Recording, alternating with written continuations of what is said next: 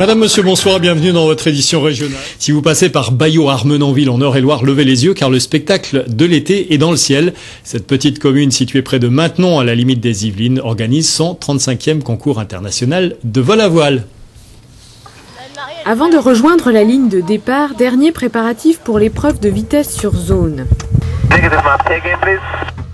Il me reste à régler l'altitude de départ. Donc là, c'est ce que je fais ici. Et après, je vais faire le tour du planeur pour faire ma visite pré-vol, c'est-à-dire je m'assure que tous les éléments sont en bon état. Au programme, 3h30 de vol dans un cercle de 90 km. Pour Eva Poujardieu, vice-championne de France il y a quelques années, comme pour les autres, c'est un mélange d'appréhension et d'excitation. On est content de voler. Bon là, la météo, quand on voit des nuages comme ça, c'est vrai que c'est pas les meilleures conditions qu'on puisse avoir, donc on se demande un petit peu ce que ça va donner en l'air. Verrouille.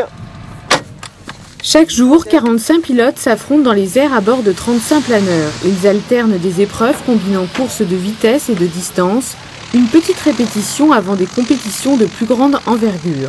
C'est une compétition qui est amicale, mais qui permet aux meilleurs étrangers de se confronter entre eux et finalement de préparer des compétitions plus officielles comme les championnats d'Europe, voire les championnats du monde. Peu importe l'âge ou la classe dans laquelle on vole, ce sport de glisse très technique exige de tous les mêmes qualités.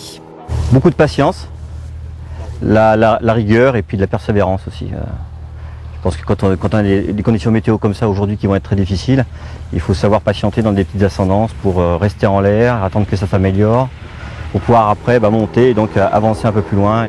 Le plaisir de planer, l'impression d'être libre, rien de tel pour prendre un peu de hauteur et découvrir une région sous un autre angle.